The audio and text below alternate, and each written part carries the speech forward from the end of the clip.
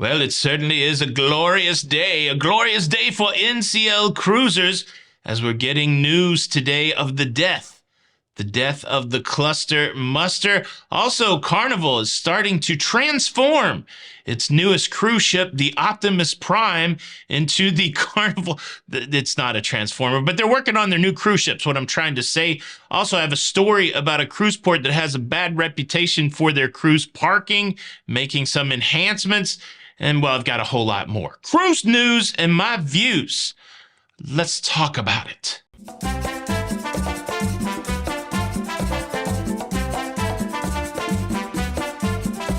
Hey, what's up, everybody? Welcome to Lido, Loca. I am your host, Tony, here with the latest cruise news and views for your face for Tuesday, March the 21st, 2023. And I've got a pile of it. I'm going to talk fast today just to get you through it, get you back to your lunchtime activities. What time of the day are you watching the show? What are you doing? Are you watching the show with your family? Are you eating a tuna sandwich? Are you on the treadmill? What's going on in your life right now? Leave a comment below. Before I get to the cruise news stories, let me clarify some stories from yesterday. I done made some mistakes. The first mistake I made is I said that the Symphony of the Seas transatlantic crossing with its over 7,000 passengers was the world record for the most passengers to ever transit the Atlantic on a floating vessel. I think I said a maritime vessel. Well, that was wrong. A lot of you guys popped into the comments and said, what about the troop movements during World War II? And I was like, well, could ships really handle 10,000 people? Yes. Specifically, let's talk about the Queen Mary. The Queen Mary was a boss during World War II. In 1942, she was the first vessel to carry more than 10,000 passengers, carrying 9,880 troops and 875 crew members. And look, the Queen Mary's significantly smaller than the Symphony of the Seas. It's a pretty amazing number, 10,000, but they beat that number in 1943 when they carried the greatest number of people on a floating vessel, 15,740 troops, 943 crew members. That's a total of 16,683 people on the Queen Mary. It's a lot. I just want to say there was some interviews with people that were on that ship that had the 16,000 plus people on it. They said it was pretty crowded, except for the row of chairs where people had put their towels on. Those remained empty for most of the voyage. Chair hogs on the Queen Mary. Now, that's a lot of people, so I just wanted to make that clarification. And then yesterday I was talking about the MV Gemini, and I assigned the word maritime to the M in MV, maritime vessel. That was completely wrong. I went and looked up all of the MVs, SVs, HMS, USS, all that kind of stuff. Let's just run through it real quick. If you see an MV on a cruise ship, that means it's a motor vessel. MV stands for motor vessel. Now, if you see the designation SS on a cruise ship, that stands for steamship.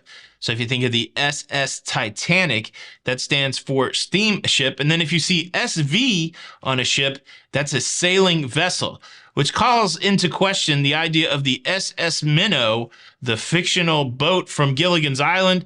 Certainly it wasn't a steamship, but I've also read some other things that said steamship also suggest that the manner of propulsion is that different than a sailing vessel. But it seems like, based on these definitions, that the SS Minnow should have been an MV, a motor vehicle, instead of SS. I don't know. I don't think there's anybody I can write to about Gilligan's Island at this point. Now, if you see a ship that has USS on it, that's a United States ship. You see that a lot of times with naval vessels, United States ship. And then if you see HMS, that's Her Majesty or His Majesty's ship. That's primarily dealing with the monarchy over there in Great Britain, the UK. They say it's good to learn something new every day, and I certainly learned a lot about the Queen Mary and these abbreviations today. How about that? Hopefully your brain is tickled right now with some new knowledge. There you go. All right, let's switch over to Le Cruise News, which is French for the cruise news. Cruise news story number one, Norwegian Cruise Line is reversing the engines on their usage of the in-person safety briefing, the in-person muster drill. They made this change back in January, much to the chagrin of cruisers on NCL ships. Myself and the lovely Jenny B were a couple of those NCL cruisers that went through the in-person muster process that was reinstated, and Jenny B came away from that experience with a new name for it, calling it the Cluster Muster.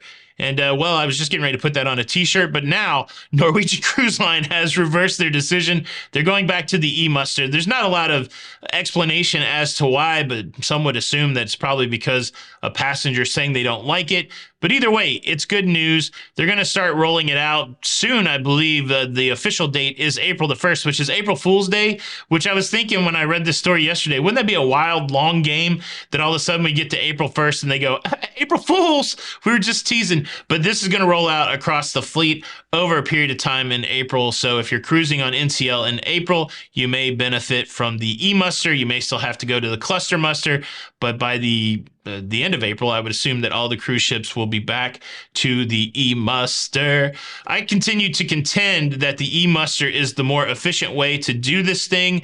Both of the muster processes serve the same function. Their function is to give you information as to what to do in the case of an emergency. And the big thing is you have to find your muster station to complete the process. And like I said before, my opinion is that going yourself and finding your muster station instead of following a pack of cruisers to your muster station is more efficient. So hopefully this works out well. Let me ask you this. Are you sad that the in-person muster process is going away? Or is this a day of rejoicing? Are you dancing naked in the streets? Actually, I probably don't want to know that, but yes, leave a comment below. Before I get to cruise news story number 2, I just realized that I didn't tell you that I ran a survey. I ran a survey about whether or not cruise lines should dedicate an elevator to people with mobility issues. Close to 5,000 responses to that survey.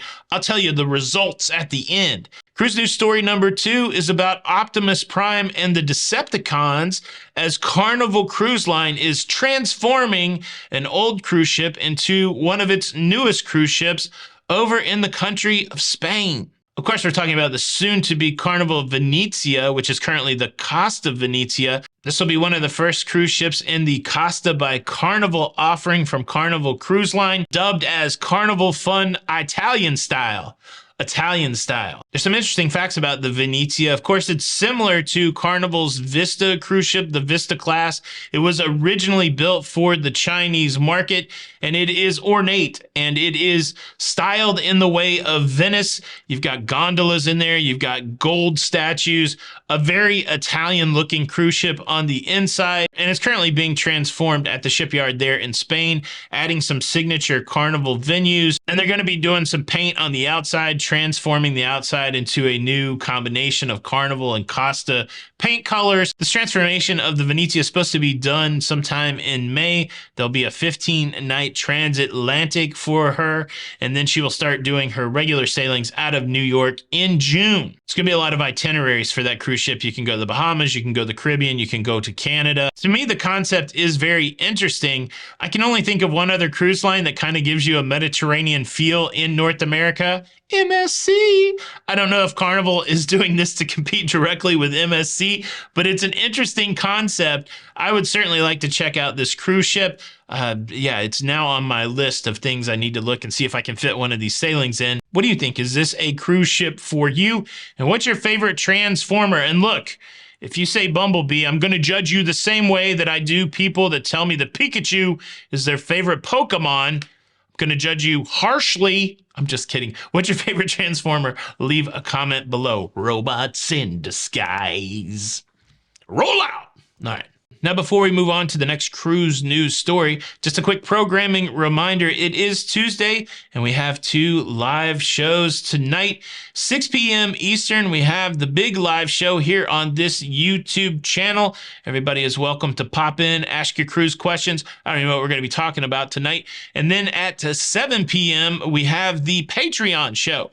So if you are a supporter over there on Patreon, you can come to a much smaller live stream. It's very intimate. Everybody gets talked to. Right now, it's probably like 40 or 50 people max in there compared to 1,000 people. $5 a month, you can get some extra live streams and some other stuff over there on Patreon. If you'd like to check it out, you go to patreon.com, /LaLidaLoca. All right, we'll see you on the live streams tonight. Back to the cruise news. Cruise news story number 3, kind of another Carnival Cruise Line story.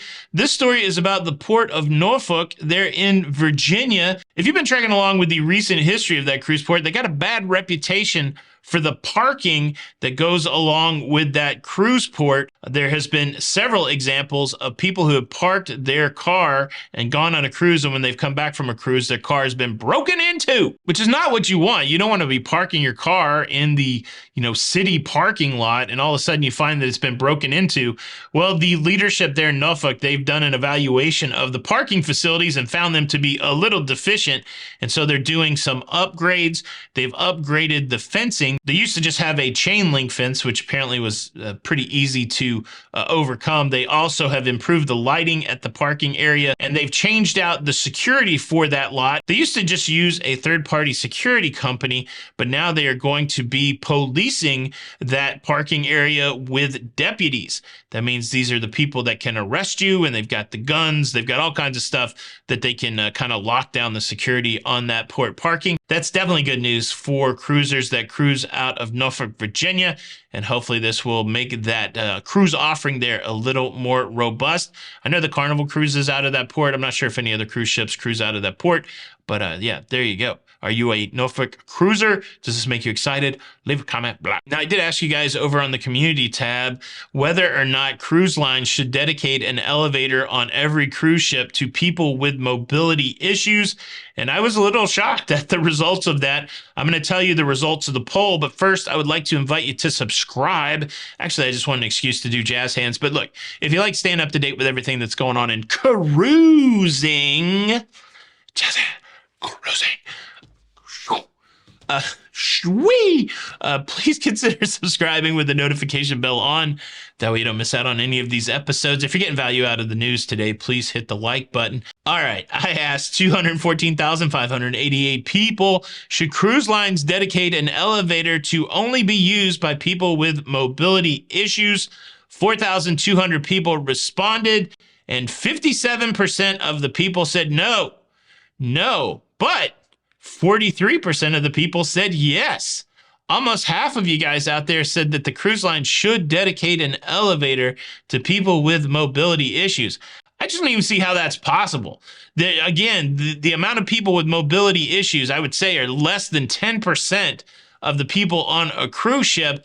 But that would be I just don't see how cruise lines could do that. I do want to circle back around to that conversation. I said that I think people with mobility issues should get priority in the elevator space. What I was trying to say there, and I don't know that I said it well, is I'm saying that if you roll up on an elevator bank and there's somebody in a scooter that's been waiting to get on an elevator and you just rolled up, that means they've been waiting there longer than you. Don't go past them. Make sure that the people with the mobility issues that have been waiting can get on the elevator. I'm not saying that all of a sudden that, if you've been standing in line for an elevator and someone in a scooter rolls up 5 minutes after you've been waiting on the elevator, I'm not saying that you should clear out and let them have the opportunity. I'm just saying we need to keep some sort of line going and not push past people that have mobility issues.